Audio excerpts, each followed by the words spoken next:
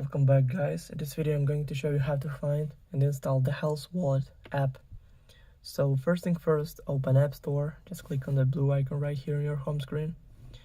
Then make sure that you log in on your Apple ID account. Then click on the search button right here. And in the search bar, typing Health Wallet app and go search right here.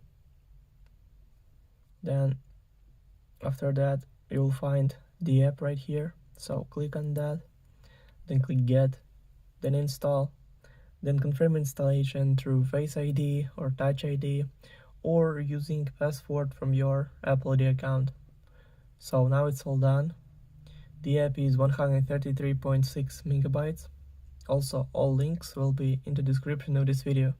Hope you guys enjoy. Thank you for watching. Please like and subscribe for more. Bye.